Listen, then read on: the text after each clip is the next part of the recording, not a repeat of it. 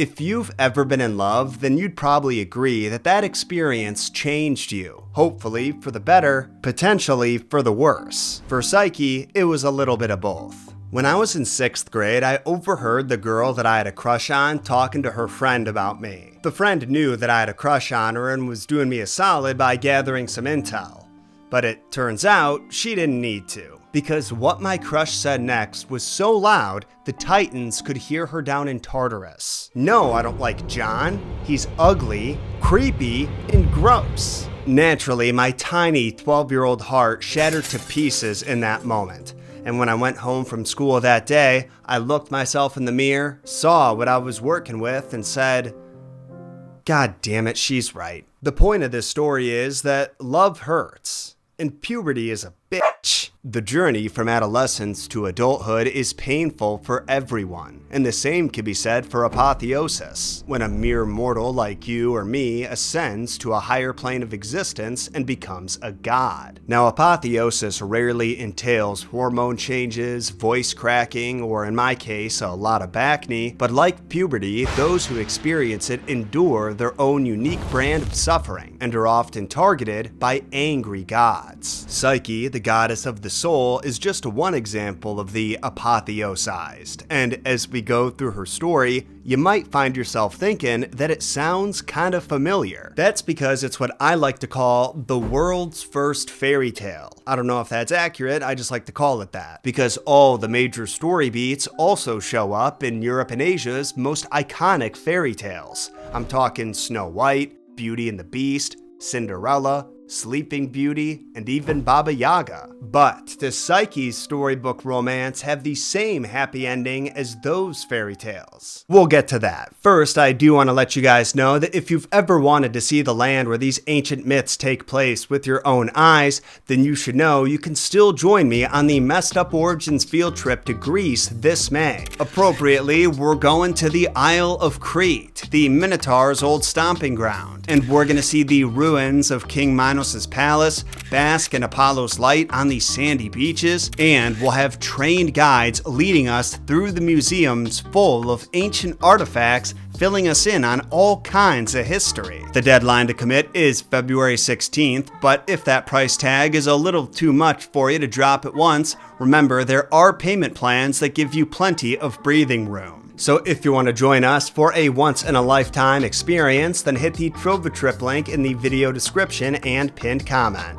So this myth is exclusively found in a Roman novel called The Golden Ass, written by Apuleius around the 2nd century CE. The first time I shared this story with you guys, way back in like 2020, I told you that it was a Greek and Roman myth, and while that is true for most of these stories, the only surviving record of this myth is from that Roman text. With that said, I am going to use the Greek names to refer to everyone but the two main characters, gods like Hera, Demeter, Zeus, and Aphrodite. Once upon a myth, there was a certain city where a king lived with his wife and 3 daughters. All 3 daughters were beautiful, but the youngest, Psyche, was so hot that she was crossing the threshold into goddess territory. I'm not even kidding. The citizens of their kingdom actually spread rumors that Psyche was born from the earth itself in the same way that Aphrodite was born from the sea. Not sure whose balls would have had to get cut off for that to happen though. They even started describing Psyche as the second virginal Aphrodite. But all of this praise and worship didn't actually come with any benefits. The people admired Psyche like they would a statue or a sunset. And no one wants to fuck a sunset. So while her sisters were married off to royal suitors to live happy lives, Psyche was stuck at home with her parents. Not a husband in sight. To make matters worse, she had unintentionally earned the ire of Aphrodite herself. Many of the goddess's temples and altars had fallen into disarray as word of Psyche's beauty spread throughout Greece, and the goddess of love knew she had to do something about it. Remember, when the evil queen had to take out her competition in Snow White, she ordered a huntsman to take her out in the woods and cut her heart out. But what Aphrodite had in store for Psyche might actually be worse. The goddess of love, the mother of all MILFs, summoned her son Cupid, the god of desire, and ordered him to shoot Psyche with a golden arrow in order to make her fall in love with a monster. See that the girl is seized with consuming passion for the lowest possible specimen of humanity. For one who, as the victim of Fortuna, has lost status, inheritance, and security. A man so disreputable that nowhere in the world can he find an equal in wretchedness. I wonder if Melania was hit with the same curse. Meanwhile, back in Greece, King Psyche's dad was convinced there had to be a reason that his hot daughter was still single. So he consulted with the Delphic oracle, and after she huffed enough fumes to see God, literally, she told him that his daughter was cursed to marry a hideous beast, a winged serpent man that even the gods feared, and that she must be sacrificed to this creature. So that bummed him out pretty hard. But it was the gods' will, so it had to be done. The king, his wife, their daughters, and all of Psyche's worshippers escorted her to the mountain with tears in their eyes, and it was at this point that Psyche hit her breaking point. But not in the way you'd expect. Most people would probably be pretty horrified to be marching off to a marriage with a monster. I know my wife was, but Psyche embraced her doomed destiny. What pissed her off, though, was that everyone around her was weeping uncontrollably. So she called them out, saying she's the one who's getting screwed here. The least that her family could do is keep it together, since this will be the last time she sees their faces and doesn't want to remember them ugly crying. After her followers left her, she waited alone on the rock for a while, until the west wind, known as Zephyrus, gently picked her off the rock and carried her into the valley below, where he set her in front of her new home. Now Psyche couldn't believe what she was seeing. Remember, she is a princess and is used to the finer things in life. But this home was a palace that could only have been constructed by heavenly hands. There were wood ceilings with ivory accents, golden columns, silver walls with intricate carvings depicting grazing animals, and mosaics of precious stones on the floor. Every room that she explored was filled with every treasure that she could imagine,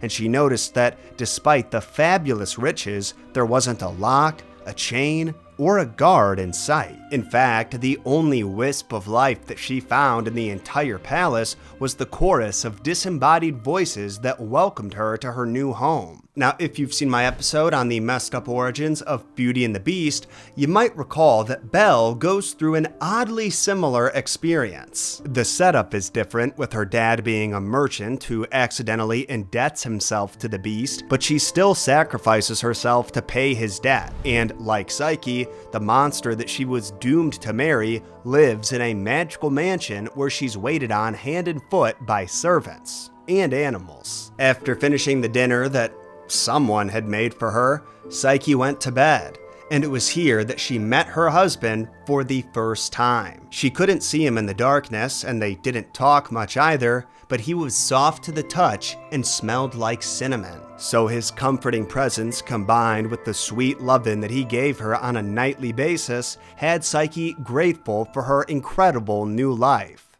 At least, for a little while.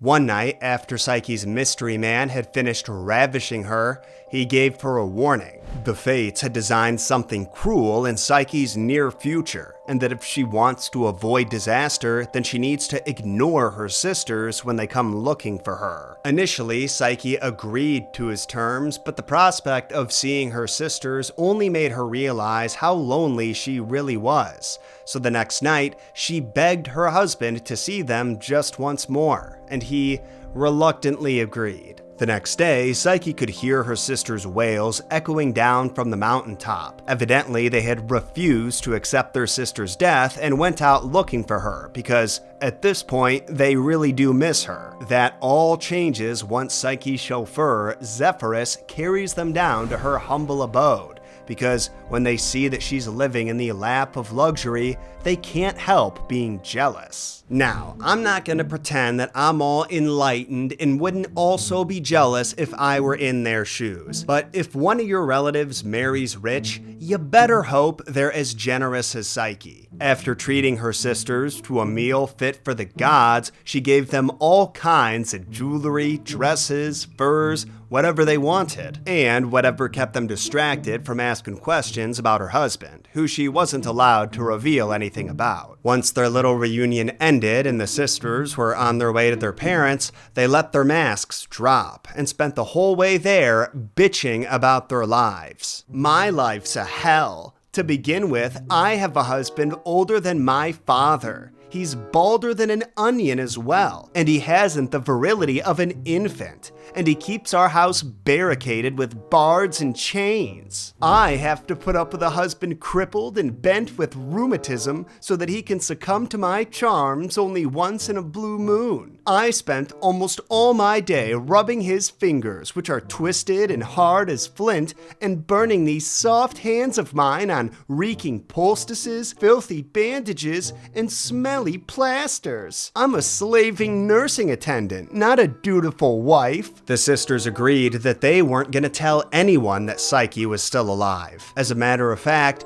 they were going to do everything they could to ruin her life. All because they wanted what she had. A few nights later, Psyche and the sexy shadow that was her husband were engaging in some post-coital chit-chat when he warned her yet again that her sisters are up to no good. Well, what he actually says is, "Those traitorous bitches are straining every nerve to lay wicked traps for you." He has some good news though. Psyche is pregnant, and the oracle told him that if she keeps their secret, their child will be a god. But if not, they'll be born mortal. As you can imagine, Psyche is psyched to hear this, even with that weird ominous asterisk at the end. But she wants to see her sisters one more time before starting their family. Initially, he shuts down the idea, but Psyche is just so damn sweet to him that he can't say no for long. The following week, her sisters visit again, this time not waiting for Zephyrus to pick them up, but instead opting to jump off the mountain and hope for the best. Luckily, the west wind has got some quick reflexes and catches the sisters. Then he gently drops them off on Psyche's doorstep, where their plan officially commences. Speaking of plans, we're only a month into 2026, which means you and I still have time to pursue the goals that we spent all last year procrastinating. And that is where Squarespace comes in. Because having a website is vital for giving off a professional vibe that is uniquely you. Unlike social sites where everyone's page looks the same, you can customize your Squarespace site until it represents your brand perfectly with just a couple clicks. And Squarespace has made it easier than ever to get that website built with their cutting-edge AI design intelligence. Just explain what kind of website you want to launch and the vibe that you're after, and design intelligence will generate that site with everything that you need. Whether it's a gallery for your artwork, a playlist for your music, or a calendar for your clients to book appointments. Squarespace makes it simple and stress-free, which is why I use them for messeduporigins.com. To try Squarespace yourself, you could go to squarespace.com/Jon Solo or hit the link in the description to start a free trial. Then, when you realize what the hype's about, use code Jon Solo at checkout to get 10% off. Again, Psyche is hyped to see her sisters, but they come to her with bad news. Her husband is a dragon who plans to get her pregnant and eat their baby. Oh. Well, that sucks. How they claim to know this information and why she believes them is kinda bollocks, to be honest with ya. They say that an eyewitness saw the dragon returning to its cave after a hunt. But why that would make the dragon Psyche's husband is beyond me. Maybe it's a translation issue. Regardless, she breaks down and confesses. The reason that she's been dodging questions about her husband and straight up making up lies about him is because he told her that disaster would strike if she revealed anything about him. The sisters see their opening and take it. Putting on concerned faces, they tell her they're taking on a lot of risk by helping her, but she's their sister, so it's their duty ready to put themselves in danger if it means her safety. Honestly, I think this statement makes the characters even more evil, because clearly they understand what the ideal selfless sibling would do and are deliberately doing the opposite. They manage to convince Psyche that she has to kill her husband tonight, and that they'll be waiting outside to escort her to safety after the deed is done. In reality, they bolted home the moment they were dropped off on the mountain. They wanted no part of the fury that was going to rain down on her. That night, after Psyche's husband fell asleep, she quietly grabbed the lantern and knife hidden under her bed. But when she shed light on the monster's face, she couldn't believe what she was seeing. This was no monster at all. It was Cupid, as in the Cupid. And boy was he good looking. She beheld on his golden head his luxuriant hair steeped in ambrosia. His neatly pinned ringlets strayed over his milk-white neck and rosy cheeks. On the winged god's shoulders, his dewy wings gleamed white with flashing brilliance, though they lay motionless. The soft and fragile feathers at their tips fluttered in quivering motion and sported restlessly. The rest of his body, hairless and rosy, was such that Aphrodite would not have been ashamed to acknowledge him as her son. The very second that Psyche got a clear look at her beloved, she dropped her knife and started miring not only Cupid, but his weapons too. But as she ran her finger over his infamous bow and arrows, she pricked her finger, so the love that she felt for him was now multiplied tenfold. Only she's not the only one feeling the heat. Cupid is so smoking hot that the lantern itself can't help but sweat, and out of desire to feel the god's bod, the lantern excreted a single drop of hot oil on his chest. Cupid sprung awake, crying out in pain, but as much as the burn hurt, it was nothing compared to the sting of betrayal. His wife had broken his trust, so without a word, he fled from their bed. Psyche managed to grab a hold of him, and he actually carried her all the way into the clouds before she finally let go and allowed Zephyrus to catch her before she splattered on the ground. But Cupid did have some parting words for his wife before parting. He revealed that their meet cute was more of a meet curse, that he was originally acting on his mother's orders to doom her to marry a monster, but he accidentally pricked himself with his arrow and had fallen in love with her. That love still burned true, but the betrayal burned worse, so he flew off to cry in a corner somewhere on Olympus while Psyche soaked in a puddle of her own tears. And to think that this scenario is exactly what Psyche's sisters wanted. How messed up is that? I'm sorry to say that Psyche is not the only maiden who's been manipulated by her sisters either. Perhaps inspired by Psyche's story, the Italian version of Sleeping Beauty called Little Maria contains an eerily similar event. After Maria's sisters find out that she's living it up in a magic castle, they send her secretly evil gifts like a cake that's been poisoned and a fancy hat that's cursed to petrify her when she puts it on. The similarities go deeper than that though. When you hear the second half of her story, there will be no doubt in your mind that Psyche was the original fairy tale princess. The idea of living without her beloved was unbearable to Psyche, so right after Cupid left, she tried drowning herself in a nearby river. But the river really didn't want to be the guy who killed a god's wife, so he spat her back on the ground. Gently, of course. Now this scene would actually play out pretty funny if it were included in like a movie or a show, because after Psyche is plopped right back on land, she looks to the side and sees the god Pan and nymph Echo just lounging by the river in a playful romantic embrace. And Pan says that he can tell just by looking at Psyche that she's got a case of heartbreak, so she should pray to Cupid for a blessing. Naturally, Psyche didn't want to disrespect the god, so she gave him a nod and went on her way. Where was she off to now, you might ask? Well, that is my favorite answer of all. to get revenge. Psyche sailed on over to her sister's house and told her what happened with her husband. She revealed that he's the god Cupid, and now that Psyche's betrayed his trust, he's dumped her and wants her sister. This was a dream come true for the traitorous bitch, so she didn't ask any more questions. She made up some garbage excuse to her husband and then sailed back home. Then she basically beelined it for the mountaintop and jumped off the cliff, ready for Zephyrus to catch her in his arms. Only Zephyrus wasn't there, so instead of landing on a bed of flowers, her body bounced off the sharp rocks below, breaking her limbs and painting the mountainside with her guts, which the animals soon showed up to devour. And before you get on my case about gratuitous gore, just know that all of those details are in the original text. Satisfied with how that played out, Psyche pulled the exact same hustle on her other sister,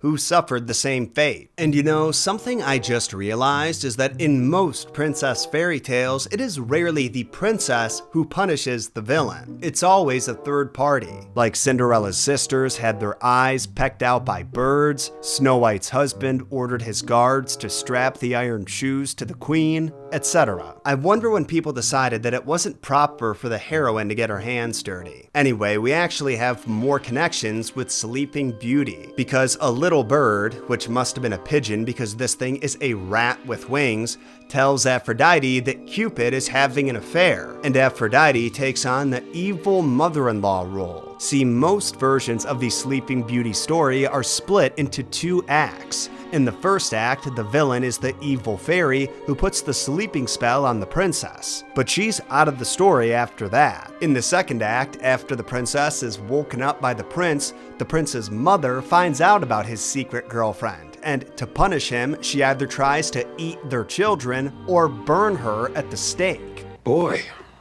that escalated quickly. Aphrodite is not quite that bad, but she does enlist Hera and Demeter to help her find the princess, and they have a great response. Instead of helping, they tell her that her son has to be allowed to grow up sometime, and that as the goddess of love, it's kind of weird that she won't allow love in her own house. Apparently the gods were all afraid of Cupid's arrows, so no one was willing to go against him. That doesn't mean the goddesses would help Psyche either, though. The princess actually visited both of their temples to ask for help, but they shut her down. Demeter actually goes so far as to threaten Psyche with imprisonment, but Hera is the patron goddess of pregnant women and offered some advice. She told Psyche that her best bet was to just meet Aphrodite face to face and grovel at her feet for forgiveness. Running away is just delaying the inevitable. Meanwhile, Aphrodite reached out to Hermes and told him to make an announcement that anyone who can bring her Psyche will be blessed with 7 kisses and 1 with tongue. Again, that's actually what the text says. I'm not bullshitting you, okay? I wouldn't do that. I'm not Minos. When Psyche got word about this announcement, it became clear that she had to turn herself in to the goddess. So she did, and promptly had the shit kicked out of her by Aphrodite's attendants. Then the goddess threatened to kill her unborn baby if Psyche didn't complete some humiliating tasks. Aphrodite had large sacks of wheat, barley, millet, poppy seeds, chickpeas, lentils, and beans poured into a pile and told Psyche to separate them before she gets back from a wedding party that night. The goddess knew this was going to be impossible, that was the whole point, but what she didn't expect was some nearby ants to take pity on Psyche and do all the sorting for her. You can imagine the look on Aphrodite's face when she came home and saw 7 perfect piles. It was probably the same look that Cinderella's stepmother had when the birds helped her accomplish the same feat in the Grimm brothers story, or the one Baba Yaga had after some mice helped Vasilisa. No matter, Aphrodite had thought up a new task by morning. Psyche was to gather some golden wool off some nearby sheep that were grazing. Sounds easy enough, but Psyche would rather jump off a cliff. Only before she can, the cliff speaks up and tells her how to get the wool safely. If she waits until the afternoon when the sheep aren't riled up from the heat, she won't have to worry about being impaled by their horns or bit by their poisonous teeth. They'll move on to graze elsewhere and she can pick their wool off the nearby trees. So that's exactly what she does. Then Aphrodite assigns another new labor. Before I get to that though, you might be wondering where Cupid has been this whole time. What's he up to while his mom beats up his wife? Get this, the dude is actually in his bedroom in Aphrodite's palace recovering from his burn. He and Psyche are sleeping in the same house and don't even know it. He's also suffered the wrath of his mother, who at this point has technically stripped him of his title and weapons, claiming she was going to give them to a slave because she would trust them over her own son. Spoiler alert, this punishment doesn't stick. Psyche's third labor required her to fetch a pail of water from a precarious mountaintop, one with falling rocks, poisonous snakes, I think quicksand might have been mentioned, some real Saturday morning cartoon shit. Before she could though, her path was cut off by Zeus's eagle, who respected Cupid and wanted to help his wife by filling the pail for her. Aphrodite had one last fail-safe labor though. She ordered Psyche to fetch a dose of Persephone's beauty for her to get ready for the deity's theater. So, like, makeup? But Psyche could read between the lines. She knew that the only way for her to get to the underworld would be if she died. So she heads to the top of a palace tower and prepares to throw herself off. This time the tower chimes in, because apparently all inanimate objects are animate in this story. And he tells Psyche that she can find the entrance to Hades on the border of Sparta. Then he gives her a list of gear that she should take for the obstacles that she's sure to encounter. Now Psyche's journey is kind of a whole story itself, and we've already been here a while, so I'm just gonna give you the abridged version. Psyche reaches the shores of the river Styx and pays Charon to ferry her across. Then she uses barley cakes to bribe Cerberus to let her pass. She has to avoid some hazards, like old ladies spinning flax and dead souls asking her to let them in the boat, and ultimately makes it to Persephone, who gives her the box of beauty. It was on her way to the surface that Psyche made her second biggest mistake in the story. She arrogantly thought it would be silly for her to not use a single drop of the beauty on herself to tempt Cupid back to her. But when she opened the box, she was met with a nasty surprise. Inside was not beauty, but the sleep of Hades. A thick cloud of smoke erupted from the box, filled her lungs, seized her limbs, and rendered her unconscious.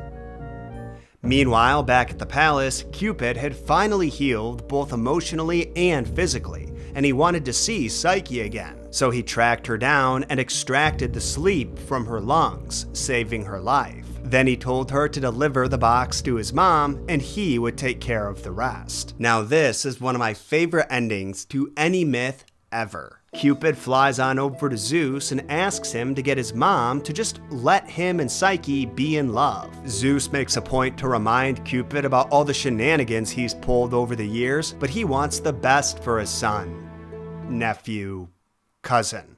And he thinks the shackles of marriage might force him to mature a little bit. Then he decrees to all of Olympus, "Look, I know Cupid has been a menace to all of us, but marrying a respectable woman is gonna do him some good. She's gonna teach him what it means to be a man and a husband. And Aphrodite, you're just gonna have to get over it." Then Zeus ordered his official messenger, Hermes, to deliver Psyche to Olympus, where he personally gave her a cup of ambrosia and blessed her with immortality. From this point onward, she wouldn't be Psyche the princess, but rather Psyche, the goddess of the soul. But her happy ending isn't over yet. Zeus also hosted their wedding, with the gods lending their talents to make it a spectacular affair. Hephaestus prepared the dinner, the seasons brightened the scene with flowers, and Apollo sang on the lyre. By day's end, Cupid and Psyche were bound to each other by divine law, their love blessed by Zeus to burn eternal. And a few months later, their daughter was born, Hedone, the goddess of happiness and sexual pleasure. Not exactly what I'd want my daughter to be the goddess of, but Cupid has probably got a different set of core values than I do. Like, he'd probably be proud if his daughter grew up to be the Hawk-Tuah girl. I'm getting distracted though. When I talk about Psyche's happy ending, it's reasonable to assume I'm referring to her marrying a hot god and becoming an immortal. But her immortality goes beyond being a goddess. Her legacy has lived on in many of the most well-known and beloved fairy tales about princesses across the world. She was the template that almost every fairy tale princess after her would copy, whether they knew it or not. Like Psyche, they showed the resiliency by enduring impossible chores, jealous sisters, cruel mother figures, forbidden curiosity, and punishments that feel wildly disproportionate to their mistakes. When you take away all the mystical elements, myths and fairy tales are really just reflections of the human experience. And Psyche is no exception. She didn't become the goddess of the soul because she transcended humanity. She's the goddess of the soul because she represents it.